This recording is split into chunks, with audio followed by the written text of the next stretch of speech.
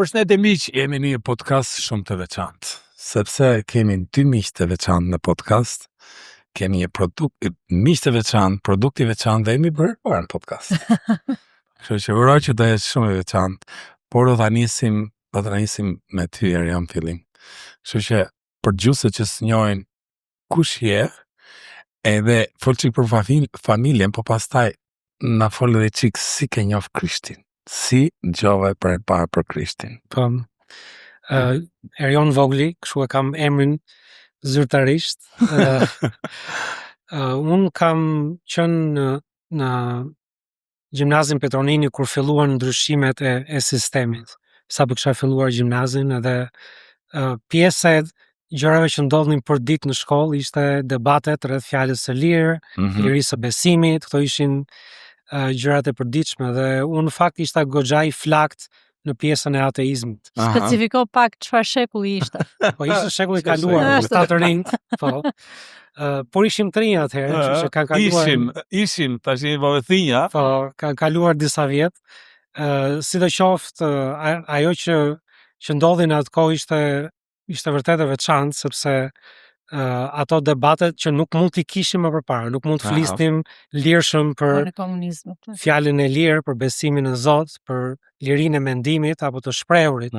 Kështu që unë isha i bindur në gjërat që kishin bënin me ato që na kishin mësuar gjatë komunizmit, pra ateizmi, evolucioni, kështu që këto temat ishin të përditshme dhe shpesh herë ndodhin debate shumë të flakta në këtë gjë. Fjalë bëhet fjalë çfarë? 91, fundi 91-shit, 92. Po, 91-92. Aha, pikërisht. Dhe këto gjëra fillonin ti debatonin për ditë.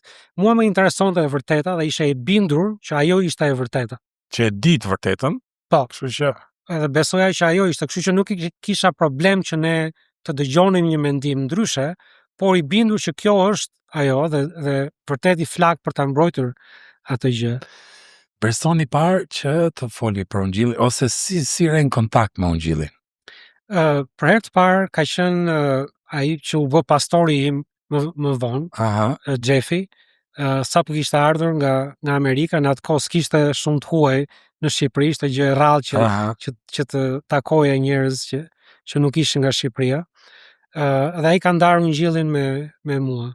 Dhe në fakt unë kisha filluar të mendoja që ndoshta për shkak se komunizmi na kishte gënjur për shumë gjëra, ndoshta ekzistonte mundësia që mund të ketë edhe Zot. Mund të ketë edhe Zot, mund ta kishte gënjur edhe për këtë pjesë. Kështu që isha i hapur, megjithëse ende i bindur në ateizëm, por isha i hapur që të dëgjoja anën tjetër. Edhe Jeffi ishte inxhinier në profesion, edhe kishte shumë fakte, shumë arsyetime që kishin bënë me anën shkencore. Dhe mua kjo më tronditi pak, sepse mendoja që njerëzit që kanë një IQ të ulët, një inteligjencë të ulët, janë ata që besojnë në Zot, nuk mundesh. Kështu na ishte thënë gjithkohë, O piu për popë. Po, piu për popë. Kështu që nuk mundesh një njeri që është inxhinier apo shkencëtar të besojë në Zot, këto janë kontradikt. Kështu që vërtet, domethënë ai kaloi shumë muaj me mua, gati çdo ditë takoheshim. Edhe ai hapte Biblën edhe thoshte çdo pyetje që un kisha, ai hapte Biblën, thoshte le të shohim çfarë thot Zoti për këtë gjë. Dhe kjo vërtet më mahniti që një njeri ishte në gjendje për çdo pyetje që un kisha.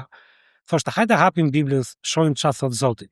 Tani pyetjet e mia ndoshta ishin të thjeshta, por mua më krye përshtypje që ai e dinte të gjithë Biblën përmendesh. Ai nuk e dinte të gjithë Biblën përmendesh. Ai dinte disa vargje ku janë, por dinte përgjigje, dinte ku të shkonte, ti gjete përgjigjet. Kjo mua vërtet më maniti dhe më impresionoi. Kështu që ajo që ndodhi është në një seri prej disa muajsh, Zoti vërtet filloi të punonte në jetën time që të më ndryshonte mendimin. Më intereson kjo pjesa. Kur dëgjove dhe kur besove, sa kohë ishte në mes? Ndoshta 6 muaj, 6 muaj. Po, nga fillimi deri te pika e pranimit të Ungjillit. Para ca vitesh bëra një si anket me 100 veta, 100 e pak veta, kur dëgjove deri kur besove, sa ishte koha në mes. Më i herët ishte si 3 muaj. Më i gjatë ishte si 1 vit e gjys 2. O mesatarja aq ishte si 6 muaj, 8 muaj. Po është veçantë që se na herë kur shkojmë për ungjillizimin e duam që i tregojmë për parë bum besoj, po duhen shumë gjëra që të thyen deri. Sa qef Tashi, kjo goca akoma nuk ishte në sken, Jo. te këtë pjesë e historisë. Se goca do prishi statistikat e tua tani. Sepse unë Na jam një dërgoj nga që- ata njerëz Eba. që sapo ka dëgjuar e ka pranuar. Unë isha në gjimnaz, Aha. në Sami Frashin, pak më e re, Aha. pra jo aq e lashtë sa viti 92, çik më vonë, por kisha disa nga shoqëria e gjimnazit që ishin besimtarë. Aha. Dhe ata kishin zemër për moshën e tyre, për shokët e tyre, shoqet e tyre dhe meqense shkolla historikisht ka qenë një vend që nuk lejoi Nuk le fare haptazi që të ungjillizohet ndaj besimin, ata kishin gjetur një mënyrë për t'i afruar moshatarët e tyre dhe bënin atë që quhej klubi kristian i shkollës Sami Frashëri. Okej. I cili zhvilloi i dedikuar Klubi Kristian për këtë shkollë. po i cili zhvilloi në katin e poshtëm tek qendra Stefani, ishte një nga vendet e para Pazaeria, të Krishtera që hapën është akoma atje, është në kështu tash landmark. Te qendra tek Sheshevni Rustemi dhe ne takoheshim të shtunave. Ata takoheshin të shtunave aty. Unë ndoshta vetë 1 ose 2 herë. Por më bënte përshtypje që ta kishin kaq gëzim, kishin kaq harmoni me njëri tjetrin dhe dalloi diçka ndryshe. Nuk e dija, nuk e kapja tamam për çfarë bëj fjalë, ishte më shumë pjesa sociale sepse edhe oferta sociale ishte shumë e ulët në ato vite, nuk është se kishe shumë aktivitet që të argëtoheshe ose të bëje gjëra së bashku. Kështu që qëlloj që ishte fundi i vitit, ishte pranë Krishtlindjes, kështu që ata më ftuan që të vija në shërbesën e Krishtlindjes 24 dhjetor i vitit 95. Po ky grupi, po ky grup, këta 3-4 veta që ishin, edhe unë thash, okay, po vi, kur është kureshtja, patjetër, për hir. Po jo, dhe kureshtja se ishin gjëra të reja këto, ishte tani gjëra të reja janë aplikacionet, atëherë gjëra të reja ishin hapeshi kisha. Dhe kështu që ne e lam për të shkuar dhe unë me idenë time tani se kishin parë në për filma, kishin filluar filma, po ishte dhënë Jezusi Franco Zefirelit në televizion në versioni klasik, dhe mendojnë që është në kish shumë nga këto katedralet që të hysh me qirinje, me gjëra dhe ishte në fakt një godin 2 kaçe dhe fusha e zezë dhe ish fakulteti inxhinierisë, tani jam për pallatet atje, s'ka më fush, fushën e morën jam për pallatet ashtu. Edhe ishte shtëpia e rinis, kati parë ishte bilardo akoma në atë kohë, dhe në katë të dytë ishte një sallë e madhe me karrige plastike dhe një podium dhe një foltore atje në mes, po ishte i mbushur cep me cep dhe unë ndjeva gravitetin e ambientit që në momentin që kishte diçka. Dhe unë tani pas kaq vitesh në Krishtin e di që ishte fryma, ishte prania e frymës të Perëndis në atë vend, që edhe mua më bëri të përqendrohem dhe them, okay, këtu ka diçka, nuk e dija, nuk bën si vjen dot emër, po. Dhe ula dhe mbaj mend predikimin, ishte një djalë i ri që po predikonte nga kapitulli 2 i Lukës, ardhja e parë e Jezusit. Mamen datën, mamen ditën, katin, kapitullin, karrigen e 2 djathtas, reshti 2, sepse është kjo kur të ftojnë në kishë dhe të ulin në fillim fare. Ke parasysh që ti Sikleti i madh, eksplozuar aty. Por sapo filloi predikimin mbaj mend që pata një përqendrim dhe një paqe dhe diçka që vërtet më mbërtheu. Dhe nuk them që më mbërtheu as zëri, as figura e atij që fliste, por ishte vërtet mesazhi dhe ajo që Perëndia po përpiqej t'i shpjegonte shpirtit tim që Jezu Krishti kishte ardhur për të vdekur dhe kishte ardhur specifikisht për mua dhe për mëkatet e mia, jo vetëm për mëkatet e gjithë botës, dhe nuk ishte thjesht një gjë që ishte hera e parë, jo si, po hera e parë. Që dëgjova pikërisht për thash, domethënë këtu e ke të zgjeruj çikrezja. Po që ishte vërtet hera e parë që unë dëgjova një predikim të qartë të Ungjillit. Kush isha unë në raport me Perëndin? Kush ishte Perëndia në raport me mua? Çfarë kishte bërë ai për mua dhe çfarë pritshmërie kishte ai për të hyrë një marrëdhënie personale me mua? Dhe isha vërtet 15 vjeç dëgjova për herë të parë, por e besova këtë gjë. Dhe ngrita dorën dhe thash kush do të pranoj, se kush ishte atë? Kush do ta pranoj, ngrit dorën. Ka pas edhe hajde përpara, po. Jo, ne s'kemi si hajde përpara, hajde mbrapa, pas shërbesa. Dhe e bukur e kësaj dite ishte që pas shërbesës unë vërtet u ula me atë pastorin e ri që hapi Biblën dhe po kalonte hajde mbrapa, dhe po bisedonim, ishim disa veta, kemi qenë 3 veta, se ka qenë dhe një vlla në atë rreth. Dhe sërish hapi nga libri i Romakëve duke folur për Ungjillin, dhe pranova Jezusin atë ditë. Dhe 15 vjeç, jeta ime ndryshoi ndryshoi, ishte ditë me rendiment të lartë, sepse atë ditë takova Jezus Krishtin, takova edhe Erion Voglin.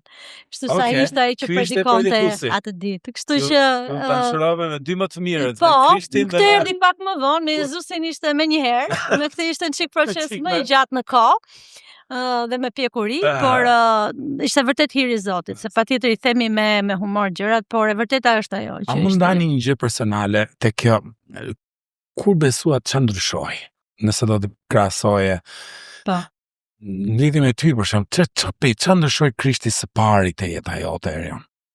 Mund të them që ishte transformim total i jetës. Absolutisht. Pra, unë kisha shumë dëshirë të mësoja për Zotin, të ndiqja Zotin. Çdo gjë ishte e re për mua, nuk e kisha idenë e Biblës fare, do të thënë histori shumë të njohura sot as i kishin dëgjuar. Dhe nga ajo kureshtja, dëshira për të dëgjuar, për të mësuar, për të rritur, Zoti kishte edhe njerëz të tjerë që të kërkonin të njëjtën gjë. Po. Ajo që ndodhi është ai na afroi me njëri tjetrin dhe na dha një bashkësi të tillë që unë nuk e imagjinoja dot në botë. Dhe nuk është se unë nuk doja më shokët e vjetër edhe ata, por ai thjesht na dha dëshira të reja. Domethënë gjëra Krishti, ja kush është familja, motra, vllai, të krijohet një familje e re. Dhe ajo ndodhi realisht, që ai vërtet na dha dëshirë që të lidheshim me njëri tjetrin, të kalonim kohë me njëri tjetrin. Dhe atëherë nuk ishim shumë angazhime, jeta ishte shumë më e thjeshtë se sa ajo që është sot me gjëra që të marrin kohën. Edhe vërtet ne rrinim pafund me njëri tjetrin çdo ditë. Kështu që vërtet ndryshoi, domethënë në qasje, në shoqëri, në gjërat që dëshironim të bënim, si Zoti na përdorte dhe ishte vërtet e mrekullueshme. Amen. Kurse për mua e njëjta gjë, edhe unë që në fillim edhe unë ishte sikur u ndes drita në kuptimin real të fjalës. Që isha i qartë, nuk ishte një vendim emocional. E kuptova çfarë kërkohej prej meje dhe çfarë Zoti kishte bërë për mua. Por një nga gjërat që por një nga gjërat 100% e nënshtruar ndaj kësaj gjëje, dhënë ndaj kësaj gjëje. Dhe ajo që më ndryshoi zemrën time dhe më fuqizoi në ecjen time me Krishtin, ishte vargu nga Korintasit. Nëse një njeri është në Krishtin, ai është një krijesë e re. Gjërat e vjetra kanë ndryshuar, gjitha gjërat janë për të reja. Mua ajo që kuptova ishte kjo, që çfarëdo gjë që kishte ndodhur më përpara jetës time, errësira, dyshimet, kisha një mundësi për të krijuar në Krishtin një ecje të re, një jetë të re, pa limite. Pra, çfarë doja të arrija në Zotin, jo në çështje të ambicjes që pasurohemi, bës ato janë gjëra të botës, por që dhe ato vinë dhuntit që Zoti na ka dhënë. Njerëzit, marrëdhëniet që Zoti na ka dhënë, çdo gjë mund të fuqizohet dhe të bëhet e re në Krishtin dhe Zoti mund t'i përdorë këto gjëra për lavdinë e tij. Dhe vërtet më dha drejtim në këtë gjë që jeta mund të fillonte nga fillimi dhe nuk po kufizohesh nga ato që kanë kaluar. U njohët në Kish, njohët për Krishtlindje, që ti se dini çfarë do nofte, ja, patjetër, ishin vëgjë. Kur fillon nxixat? Edhe ku që shkuan drejt fejesës, martesës? Kjo ndodhi gradualisht, nuk ishte një moment specifik. Pra ne ishim në Kish bashkë, shërbenim bashkë në shumë gjëra. Atëherë gati të gjithë ishin të përfshirë në shërbim, pra në një farë gjëje të gjithë kishin dëshirë që të takoheshin shumë rregullisht.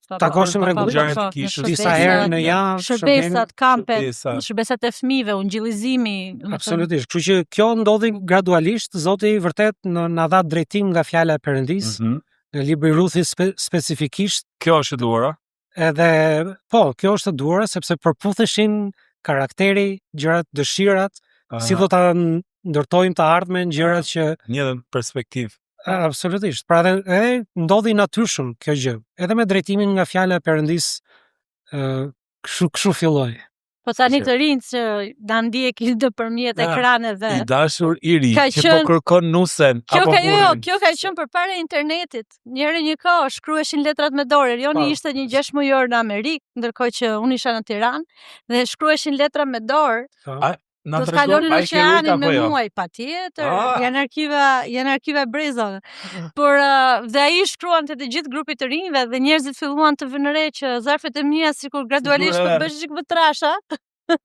po shtoj volumin, Ai kot shkon të gjithë bekuara. kantikun e kantikëve.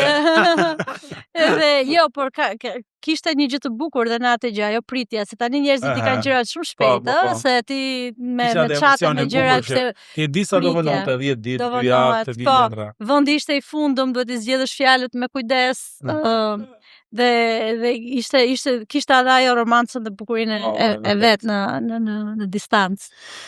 Tani u bën shumë vite marrë, sa bati shumë.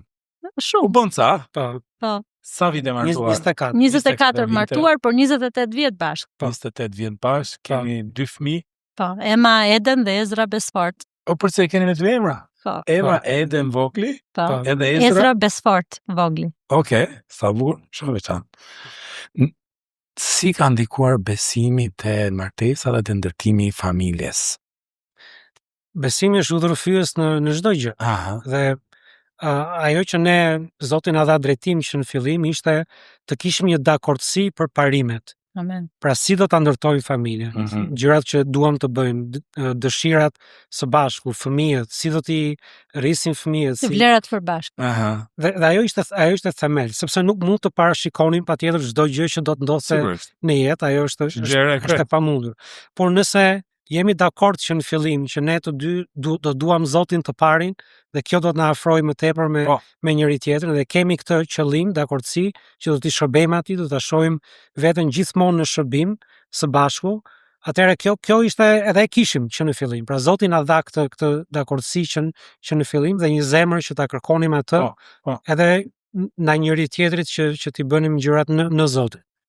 Edhe kemi qenë brezipare, nuk është që kishim një model që dakord, ne kemi qenë të bekuar në këtë aspekt, sepse kishim Xhefin dhe Erlën, ata të rinj ishin, se Xhefi 30, në të 30 pak vite më së por ishin dhe do me thënë edhe në martesën e tyre dhe në lindjen e fëmijëve dhe jo vetëm për ne, por për tërë brezin tonë, sepse ne gjithë ishim studentë ose gjimnazistë në fillim në kishë, tani jemi të thinjur me fëmijë.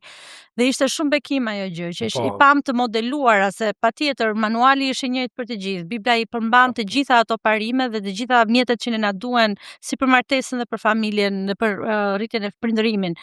Por kur i shikon të mishëruara tek njerëz në sensin praktik, është shumë bekim, është shumë bekim, sidomos për shkak se trysnia e kulturës tonë ka qenë gjithmonë jo vetëm tek ne, po tek martesat tona në përgjithësi dhe tek modelin e prindërimit, trysnia e kulturës, sidomos i brezit të prindërve tanë, është në kaq të kundërt, sepse janë ca parime që në kulturore që janë bie ndesh me atë që thot fjala e Perëndis. Unë për shembull jam akuzuar shpesh në fis që isha spartane, sepse insistoja të këto vlerat e shkak pasojës, përgjegjësisë që në moshë të vogël, domethënë edhe megjithatë Perëndia na ka dhënë hir në ato gjëra, sepse kur vërtet i aplikojmë ato që thot fjala e Perëndis, premtimet e Zotit, ne ja shikojmë frutin atyre gjërave.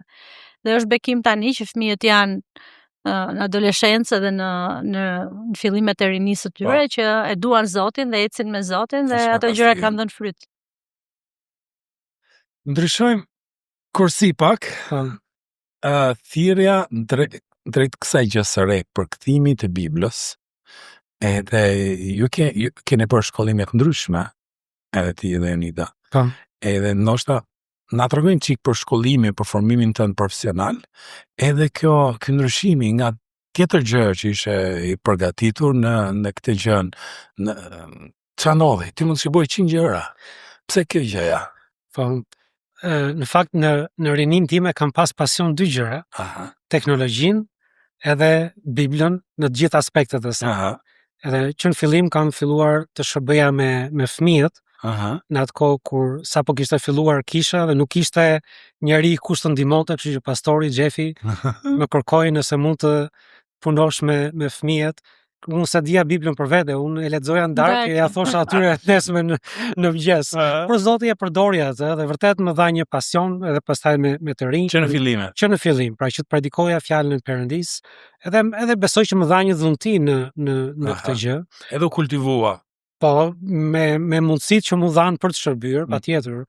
Edhe teknologjinë kam pasur shumë dëshirë dhe pasion që në fillim, kështu që studimet ne të dy i kemi kryer në Amerikë, dhe unë studiova për inxhinieri kompjuterike, edhe Zoti gërshetoi këto të dyja bashkë, pra që të vijë në përdorim eksperienca që kisha duke punuar si inxhinier me gjërat e Perëndis, me Biblën, kështu që kur filluam të mendonim për vazhdimsinë dhe vijshmërinë e Biblës përtej moshës tonë dhe përtej brezit tonë. Ne kemi qenë të angazhuar që në fillim të viteve 90 që pa dalë Bibla ABS me lutje që Zoti të sjellë fjalën e tij në gjuhën tonë. Nuk e kishim. Kishim një dhjatë të re në atë kohë, sa po ishte e bërë, po e perifrazuar, po nuk ishte e plotë dhe prapë perifrazuar, dhe dëshironim diçka që të ishte fjalë për fjalë. Me kapak blu të errët në duket fiks. Edhe mbasi doli Bibla ABS, kisha jona dhe kisha tjera kanë qenë të angazhuar që të jepnin ndihmën e tyre në gjëra që kërkonin saktësimë apo një qartësi më tepër, kështu që kjo nismë nuk ishte një gjë e re, por si çdo gjë që e ka një cikël, besoj shumë veta e panë që edhe Bibla ABS do kishte siç pati një përfundim, një fillim edhe një fund të ciklit të saj në gjëra që kërkonin saktësimë edhe qartësimë. Kështu që ne u lutëm për vite të tëra që dikush ta bënte këtë punë, po dikush tjetër, jo ne. E dim sa punë është, po lutemi që Zoti të gjejë tjetër. Patjetër, nuk mund të jemi ne, sepse ne nuk jemi asnjëherë të denjë për ta bërë këtë punë. Por duke kaluar vite, duke pritur, e pam që ndoshta ne mund ta humbasim këtë gjë edhe në brezin ton. Mund të mos e kemi më, nëse kjo del nga qarkullimi apo nuk printohet më, siç duket që po shkonte trendi i asaj, edhe vërtet u lutëm dhe thamë Zot, çfarë duhet që dikush ta bëj këtë punë. Edhe kur ulëm edhe bëm një listë të gjërave që duhet, që kërkohet që njëri ta bëj këtë punë, e pam pa krenari në këtë gjë që Zoti na kishte pajisur për këtë gjë. Në qoftë se në vitet 90 kishte përkthyes të mirë, shqipërues të mirë, por nuk ishte ende një brez që të kuptonte. Edhe për të kuptuar termat bazik të doktrinave bazë të Biblës, nuk ishte një fjalor biblik, apo një kuptueshmëri të termave doktrinave biblike. Kështu që ata bën aq sa mundën dhe bën shumë maksimumin e tyre që ato kishin. Por kishte edhe ajo sfidat e veta në atë moshë. Ndërkohë që ndër vite Zoti besoj që ka përgatitur një brez shqiptarësh që janë të përgatitur në fjalën e Perëndis, janë thelluar në fjalën e Perëndis, e njohin Biblën mirë. Kështu që në këto gjëra nuk mund të ishim neglizhent dhe të thonim që jo Zoti nuk na ka pajisur në këtë gjë. Atëherë u lutëm në këtë gjë, thamë Zot, ne thjesht po e vëmë veten në dispozicion. Dhe Zoti na dha mundësinë që nëpërmjet dorëzimit ton ndaj vullnetit të tij në këtë gjë, ne ta merrnim atë hap. E ti dhe ne, kështu që keni qenë bashkë. Patjetër. Që në fillim të këtij projekt. Po, patjetër. E lidhim edhe me atë bisedën, pyetjen paraprake në lidhje me modelin e martesës. Një nga modelet që mua më ka influencuar më shumë në jetën time është modeli i Priscilës dhe Aquilës. Dhe nuk e di, po e gjejm veten tek ai model, sepse një nga gjërat që ne na ka lidhur është pikërisht dashuria që kishim për fjalën e Perëndis, dhe për të thelluar te fjala e Perëndis, që mund ta kemi lexuar në rinin ton pa egzageruar me qindra herë, sepse nuk kishim mjetet që kemi sot. Nuk kishim konkordancat, nuk kishim, dhe vetmja mënyrë për të mësuar se si të lidheshin vargjet ishte që ti ta lexoje, ta rilexoje. Dhe ti shkruaje me atë stil lapsin e holl te margjinat e vogla. Kështu që në këtë gjë, duke u nështruar Zotit hap pas hapi në jetën tona, edhe duke ndjekur Zotin për të kultivuar dhuntit që ai na kishte dhënë. Unë patjetër kam një tjetër formim krahasim me Erionin. Unë vi nga shkencat humane, nga teatri, letërsia, gjuhësia, formimin profesional e kam në teatr, aktrim, regji, kostumografi, por kam punuar shumë me përkthimet, më është dhënë mundësia ndër vite të përkthej dhe veprat Shakespeare-it për sken, që është anglishta e periudhës elizabetiane, që është njëjta periudhë me Biblën King James, dhe dashuria për fjalën e Perëndis na lidhi në këtë gjë. Dhe duke kuptuar se shta Erioni trendin, që sheko, unë jam shpëtuar me Biblën ABS. kanë fjetur me Biblën ABS poshtë jashtëkut. Ka dhënë fryt në jetën time si dhe në tërë brezin ton. Dhe ka vlerat pa mohueshme se si Perëndia e ka përdorur atë në jetën tona. Por duket qartë që për arsye që janë jashtë shpeshherë edhe komunitetit ton, ajo po vjen drejt një cikli i mbyllës. Ne i përkasim një traditë të caktuar pavarësisht se jemi fetar, por Bibla thot mos e lëviz gurin e sinorit që kanë vendosur etrit e tu. Ne vim nga linja e Antiokis, nga linja e Biblave të Reformacionit, që janë Bibla e Luterit 1534, Bibla e Rina Valerës 1602, Bibla e Diodatit, nga cilët është përkthyer ABS-ja 1607, Bibla e King James 1611, përkthimet e Kristoforidhit që janë në vitet 1870, që janë në njëjta linjë ndërshkrimesh, dhe ABS-ja i përket kësaj linje.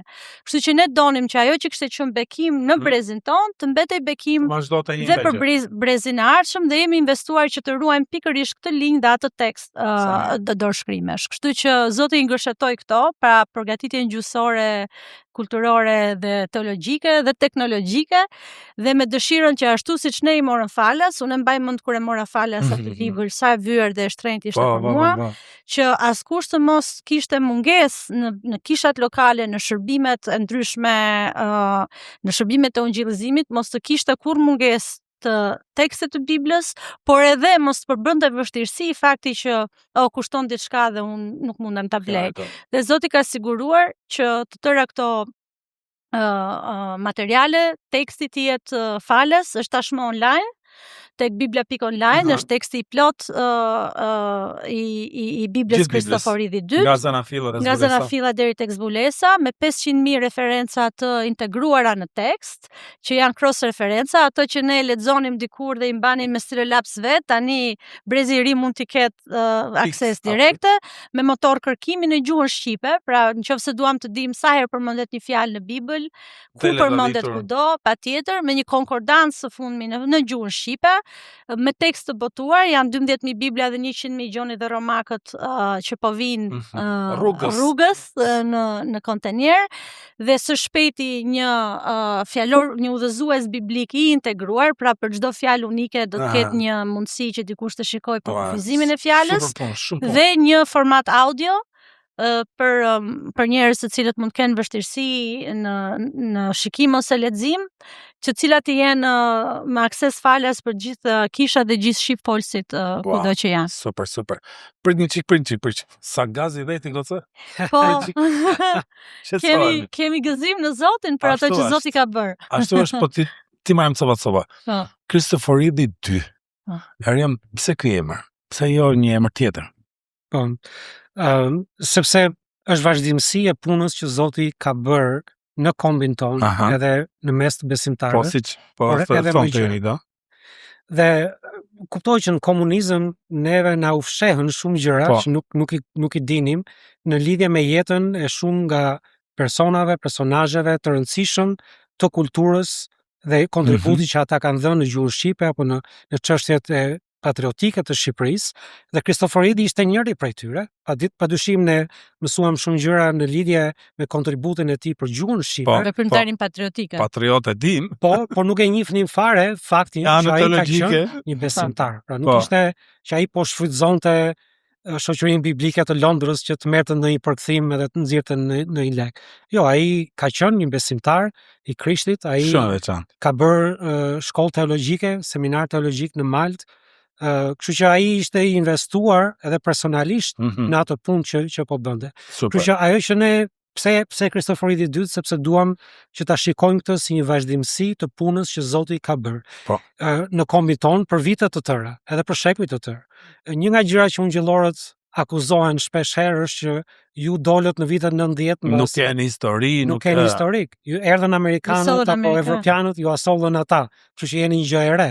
Edhe ne themi jo, nuk jemi një gjë e re. Shoqëria e ungjillorëve është themeluar 100 e ca vite përpara nga Qiriazët.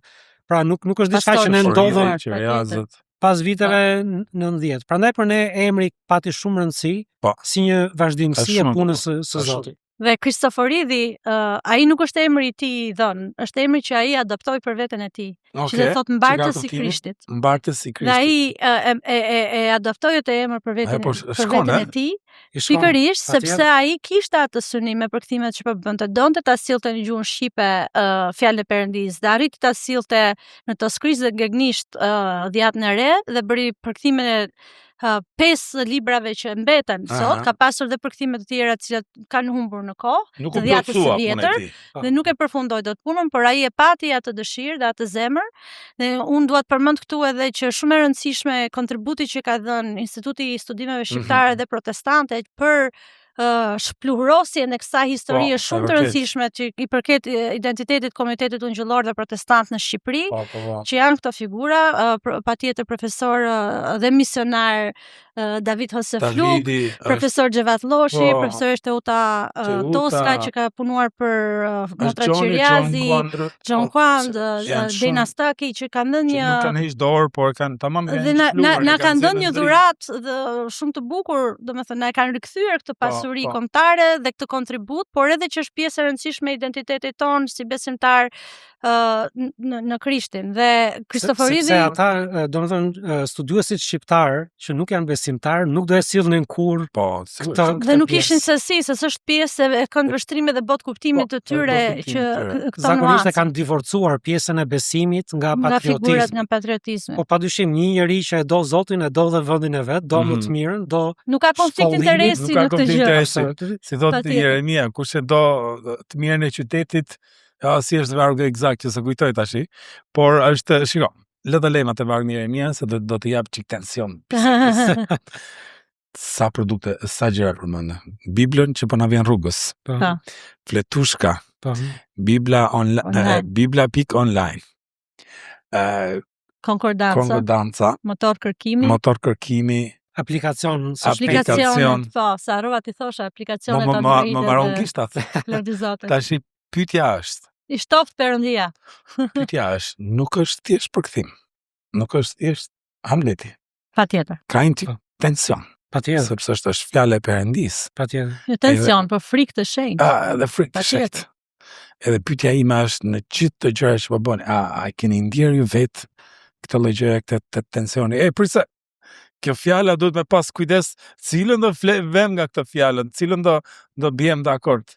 Si na përshkroni ca emocione të këtij procesi.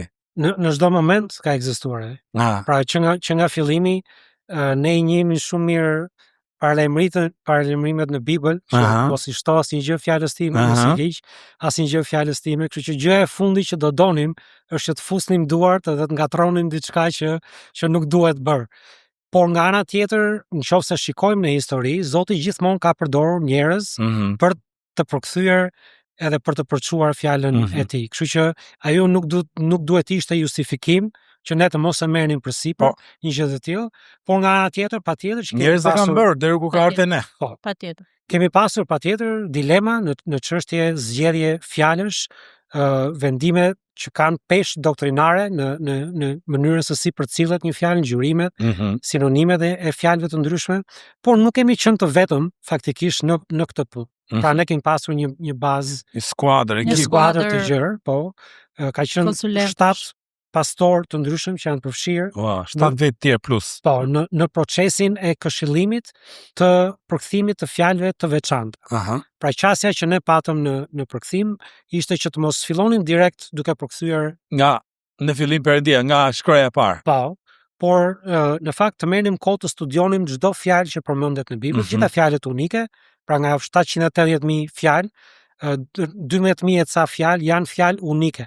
Dhe këto fjalë përsëriten pastaj me frekuenca të ndryshme që bëjnë të gjithë tekstin e Biblës. Kështu që ne morëm 30 muaj, 2 vjet e gjysmë, duke studiuar çdo fjalë, kudo që përmendet në kontekst për të kuptuar 12.000 fjalët. Po, të gjitha specifika. Që të kuptonin si I përkufizon Zoti këto fjalë. Sa bukur. Dhe në këtë proces kemi pasur jo kultura, jo si përkufizon kultura, jo si përkufizon kuptimi ynë apo fjalori ynë. Origjinali. Por si e përkufizon, Bibla është fjalor në vetvetën. Pra, për shembull, më fal se të në breva, për shembull, nëse ne në kulturën tonë kemi disa nuanca të fjalës krenari. Krenarinë e shikojmë edhe si virtyt dhe si vlerë. Në Bibël fjala krenari nuk përmendet asnjëherë në konotacion pozitiv. Kështu që pak rëndësi ka se çfarë bot kuptimi sjellun nga formimi im personal në botë. E rëndësishme është çfarë thot shkrimi. Kështu që ky 30 mujor që Erioni thot, ne na dha mundësinë që t'i shikojmë në makro të gjitha këto fjalë nga zanafilla në zbules, si i përdor Perëndia, në çfarë konteksti kulturor, historik dhe doktrinar, dhe të respektojmë atë gjë, jo të husim bagazhin ton, kuptimin ton, edukimin ton, etj për ta bërë këtë gjë. Dhe kjo jo vetëm na mundësoi këtë panoram, por na ruajti nga interpretimi vetjak. Dhe nga ana tjetër na bëri të mundur që të ruajmë zërin e autorit që është fryma e Perëndis, sepse Perëndia vërtet ka përdorur autor njerëzor, ne themi Ungjilli sipas Gjonit etj, por ata ishin vegla në dorën e Perëndis. Autori nga zanafilla në zbules është një zë i vetëm i unifikuar që është fryma e shenjtë. Dhe kjo lidhje e këtyre fjalëve, me anë të kësaj metodologjie që Zoti na ofroi, na ka ruajtur ne nga ajo frika e shenjtë që kishim, sepse kishim sigurinë në këtë gjë, që ti që je një Zot i rregullit, i ke përdorur fjalët e tua të qëllimshme dhe i ke ruajtur ato brez pas brezi sipas premtimit ton. Super. Ta bëjmë çik personale biseda. Patjetër. Ajo që do të pyes e do të ngacmoj një çik është për sfidat e shëndetit fizik që ti ke kaluar, e do doja të më ndaj sa që ke qefti me ndar. Çfarë ka mësuar Perëndia në këtë periudhë me sfidat e shëndetit? Si kanë ndikuar në besimin tënd sfidat e shëndetit? Amen. Ka qenë një rrugtim i gjatë në këtë fushë, sepse unë në të 20-tat, madje sapo ne ishim lidhur së bashku, fillova që të kisha disa vështirësi nga mesi, nga qafa, në ecje, edhe gradualisht ato ka pasur një progresion, jo për mirë, domethënë nga ana e shëndetit.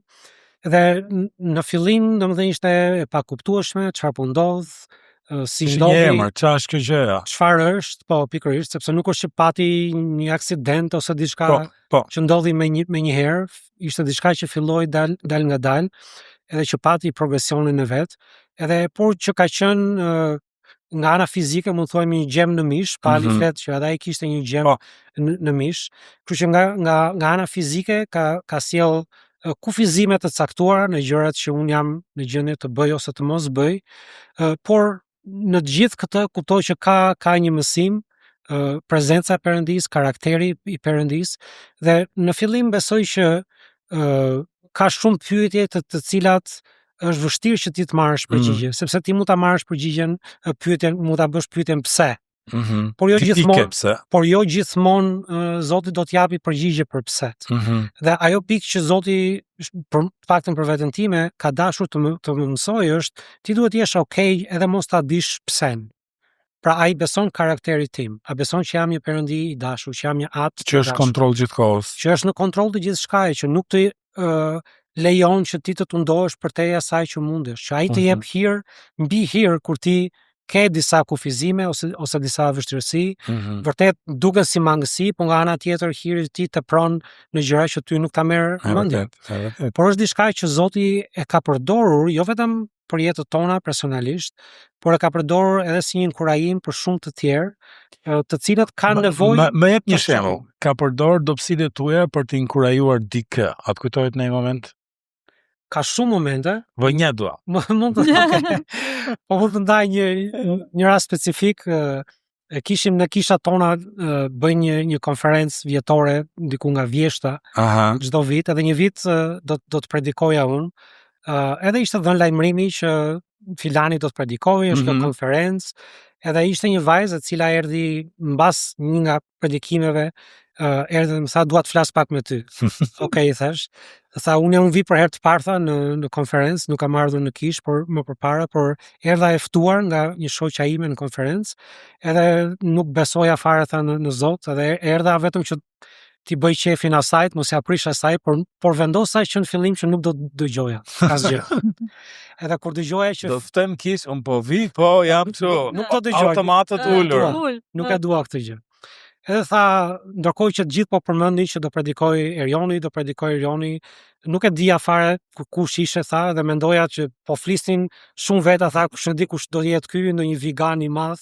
Po mi shoh që ne jemi. Po në një figurë kështu, tha, por ndërkohë që ti fillove, tha, dhe pash për herë të parë që ti u gjite në skenë kur do predikoj përpara podiumit, aty Zoti më theu. Aty Zoti më theu sepse i preu të gjitha pritshmëritë që unë kisha. Edhe unë sot tani besoj Krishtit, unë tani e kam pranuar Krishtin për shkak të kësaj. Një nga shumë histori, se si Zoti. Shumë histori, njerëz që më ndalojnë edhe në rrugë, e thjesht duan të ndajnë vështirësitë e tyre, sepse shohim që unë jam në vështirësi. Pra ti nuk e di asnjëherë si do i përdorë Zoti dobësitë tua. Dhe vërteta është që të gjithë kemi dobësi. Ashtu është. Për disa për nesh janë më të dukshme, por të gjithë kemi sfidat tona, dhe unë nuk mund të them që kjo është më e vështirë se sa halli tjetrit. Sa duken, disa nuk duken. Por Zoti e përdor. Zoti e përdor që të inkurajohen ata që ndoshta thonë Zoti është i padrejtë.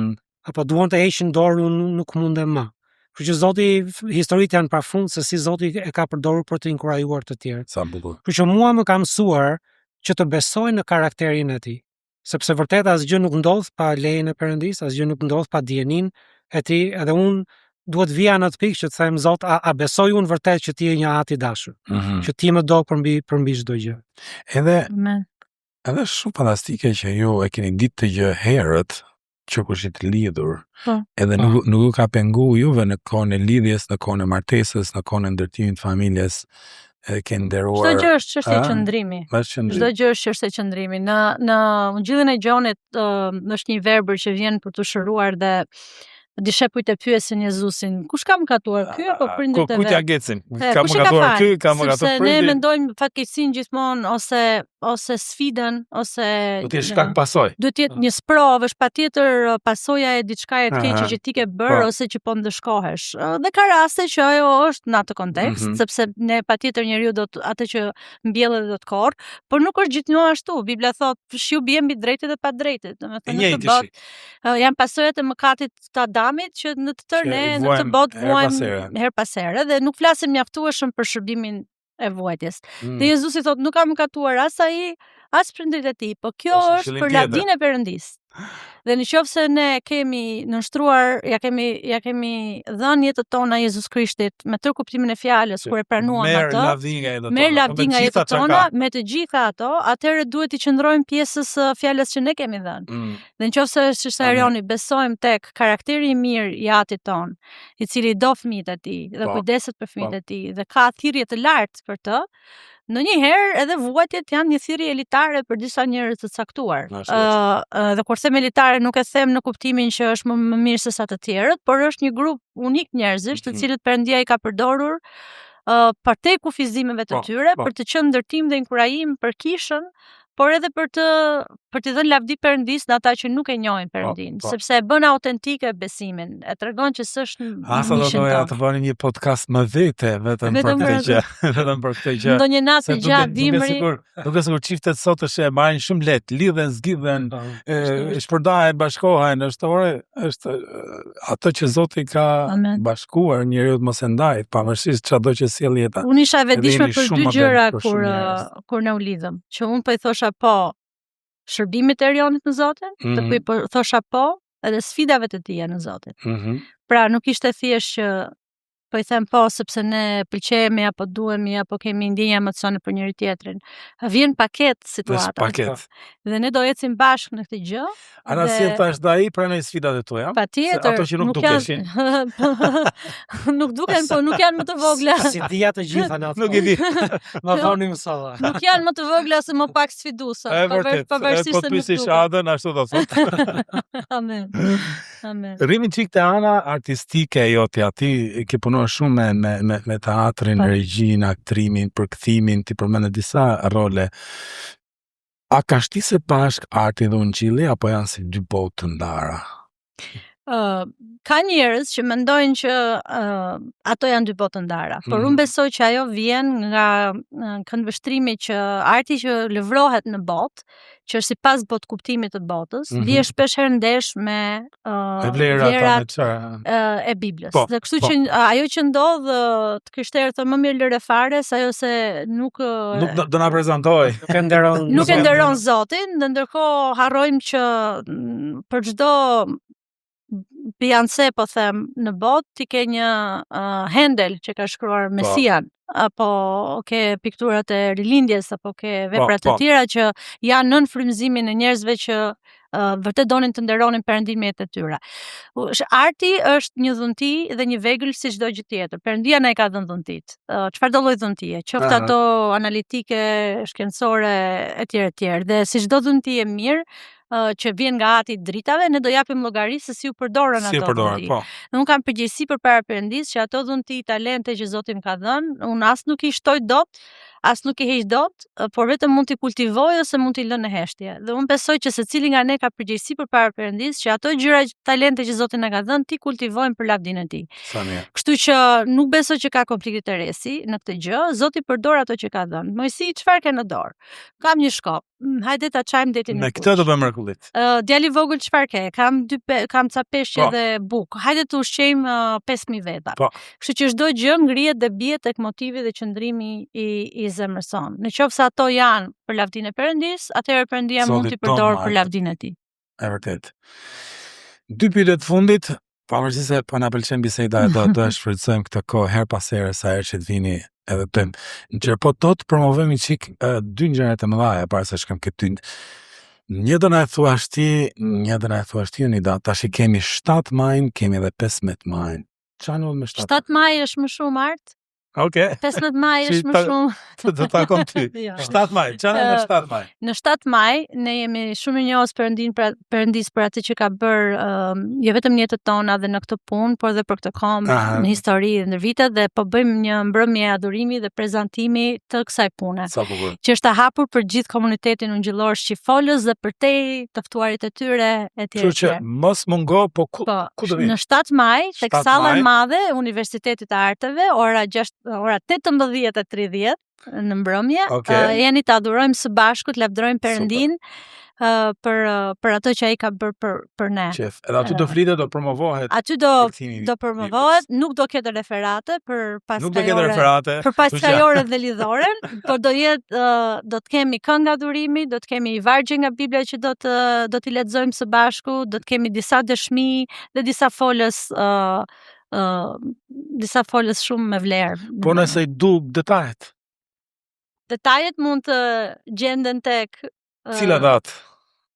Kemi 15 dhjetor, kemi detaje pafund. Jo dhjetor. Dhjetor do bëjmë një gjë tjetër. Dhjetor shumë larg. 15 maj, shumë shpejt këto ditë do kemi, ka njerëz që më zë presin 15 maj. Çfarë do ndodhi me 15 maj? Po, 15 maj te Hotel Tirana do të jetë një konferencë një ditore. E gjitha në lidhje me Biblën. Pra me përkthimin e ri, pse duhet një përkthim i ri? Që nga zona fillon, pse duhet filozofia e përkthimit,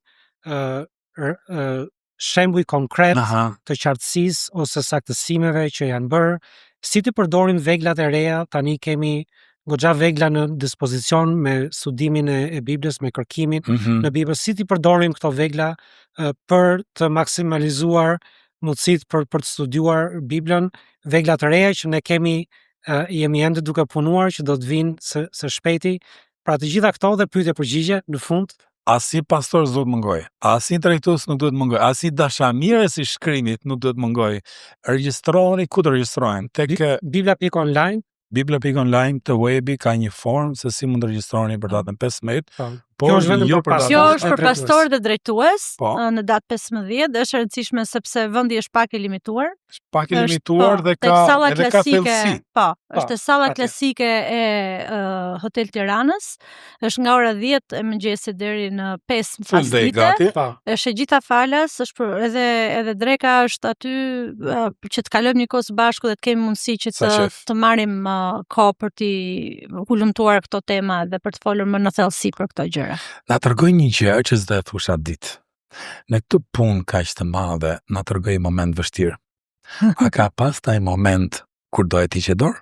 Kur donit të ishtin dorë? Për të hequr dorë jo, po vështirë. Po emocionin. Patjetër. U lodhëm, vdiqëm. Ka pasur disa momente, kulmi ka arritur tek libri Ezekiel.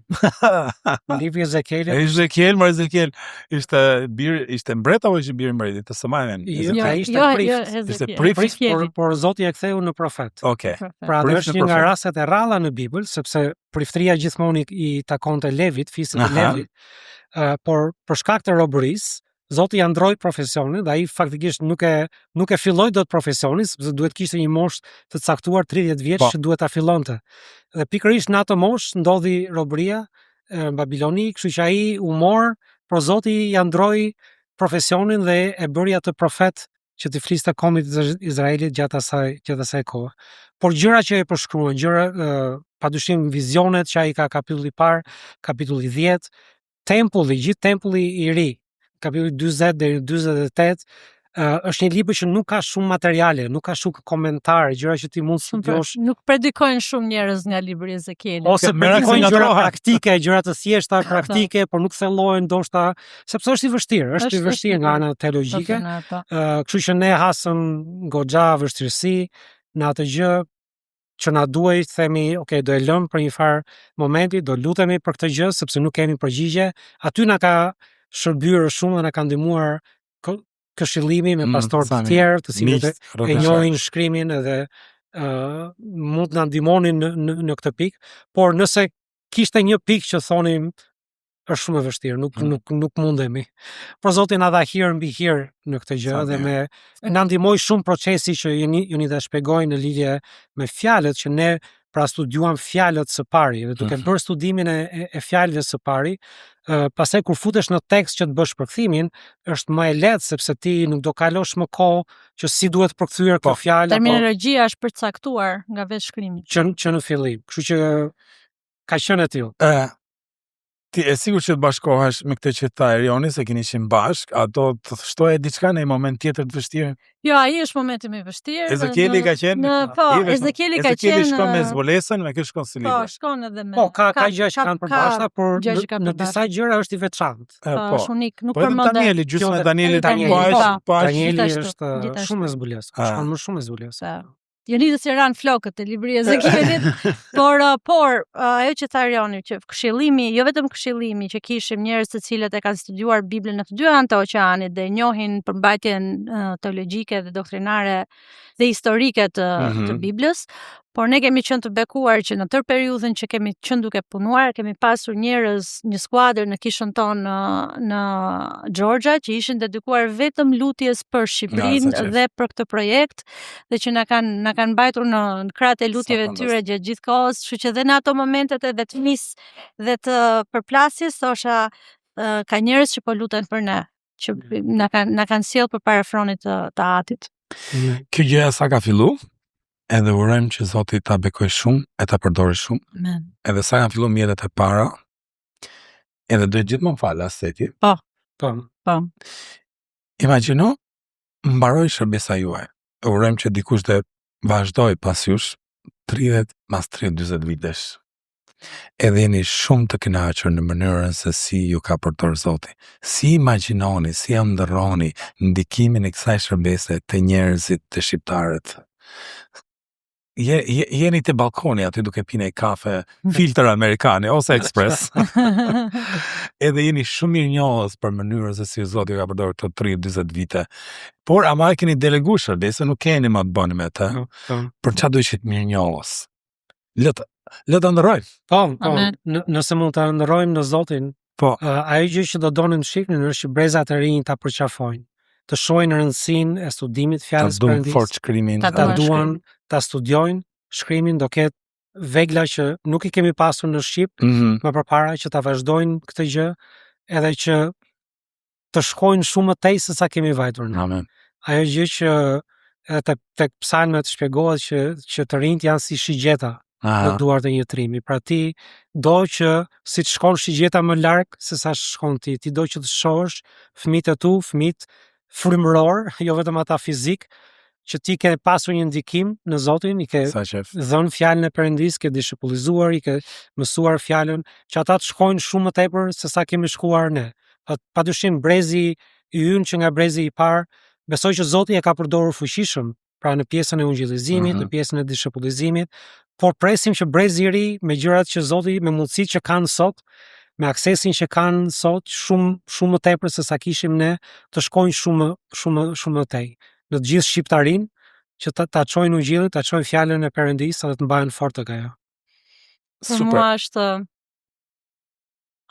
ëndra ime është një Bibël në dorën e çdo shqiptari. Dhe Jezusi. Përse jemi shumë ne? Ai sa ti. Kemi 10 milion shqiptar, sa jemi? Zoti ynë është mund të bëj shumë më tepër. Amen. Mund të bëj shumë më tepër. Një Bibël në dorën e çdo shqiptari, Jezus Krishti mbret në zemrën e gjithkujt. Amen. Dhe kështu që sa kemi mundësi të vazhdojmë të punojmë, të ungjillizojmë, përgatisim brezat, sepse besoj që ungjilli i Krishtit është vetmja forcë transformuese për individin, për kombin, për botën. Amen. I duam gjërat e mira, i duam rrethanat e mira, i duam legjislacionin e mirë, i duam moralitetin, gjitha këto, por ajo që Bibla dëshmon nga fillimi është që e vetmja forcë transformuese është ajo që ndodh nga brenda jashtë.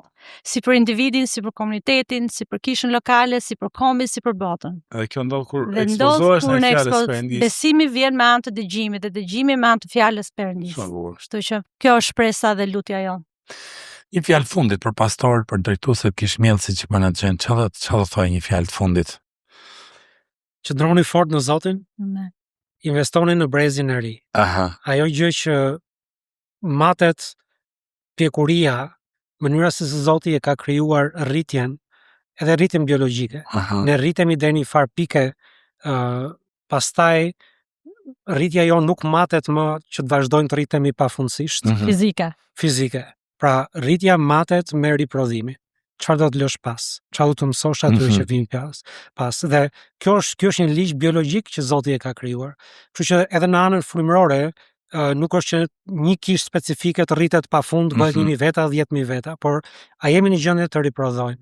Padyshim ajo që ju bëni me rrethin e kishmjellës është pikërisht ky vizion, që si Zoti të na shumëfishojë, i njëjti mesazh që Zoti i dha Adamit që në fillim, që të jenë të frytshëm, të shumohen edhe të mbushin tokën, është edhe nga ana frymërore, jo vetëm nga ana fizike që të bëjmë kalamaj pafund, por që të rrisim njerëz në Zotin, fëmijët tanë në besim, fëmijët e Perëndisë në besim, që ata të rriten, të shumohen, që Perëndia të marrë lavdin që i përket. Një nga gjërat që ka qenë ndoshta pengesë në qasjen e kësaj është një formë legalizmi që ne kemi. Pra që i mësojmë të rinjt që marrëdhënia me Zotin është vetëm mos bëj këtë gjë, largohu nga kjo gjë. Ndërkohë që ungjilli është shumë i lartë se sa aq. Ne nuk jemi në ligjin e Mojsiut, po na mjaftonte Moset, atëherë nuk do duhet vinte Krishti. Nëse ligji thoshte mos vjedh, a e ndaloi kjo vjedhjen? Ligji thoshte mos vrah, a e ndaloi kjo vrasjen? Jo. Por thirrja e ungjillit, fuqia e Perëndisë është në ungjillin. Ai është fuqia e Perëndisë për çdo kënd që beson. Thirrja, ajo që Zoti na ka dhënë në ungjillin është shumë e lartë, shumë e epërme, sesa çdo gjë që mund t'i tërheqi, sidomos rinin, po gjithë njerëzit në botë. Kështu që ajo që ne kemi është një thesar i çmuar. Të mos kursehemi në këtë gjë, të japim atyre ungjillin, sepse aty është fuqia e Perëndisë. Është vërtet. Unë të thosha që unë personalisht, po e di që edhe për Erionin, ne jemi shumë i njohës për çdo vëlla dhe motër që ja dedikojnë jetën e tyre ungjillit Perëndisë, shërbimit, e dim sfidat, dhe jemi shumë i njohës, jemi shumë krenar për ta, i duam në Zotin ata që si njohim dhe duam të jemi bekim për shërbimet. Prandaj duam që këto gjëra të jemi bashkë, si mund të vim krah njëri tjetrit dhe të arrijmë këtë kom për lavdinë e Perëndisë. E fundit, si mund të kontaktoj dikush? Se e bëm e fundit 3 herë, e fundit me gjithë. E treta e vërteta. Biblia.online është një. Është zyrtarja. Mund të kontaktojnë. Që aty ka email, ka numër telefoni, ka mënyra kontaktimi, gjithashtu? Ka formë kontakti. Nuk kemi vënë. Ti lën detajet e dikush e ndjek. Gjithashtu në Facebook kemi ka fanpage Shoqëria Biblike Kristofori i dytë. Edhe aty mund të kontaktojmë. Këto janë dy format. Dy mënyra se si. Kështu që miq, uroj të ketë qenë Ibrahim, uroj të jesh surprizuar për këtë gjë të bukur që vjen, edhe jo vetëm aq, po të jesh kurioz për të gërmu edhe për qenë pjesëmarrës 7 maj ose 15 maj. Zoti bekof fort. Shumë faleminderit u kënaqem. Shumë faleminderit juve që erdhët edhe do të shohim si do shpaloset kapitulli 2 e gjërat e tjera që Zoti do bëjë nëpërmjet jush. Lavdi Zotit, amen. Super.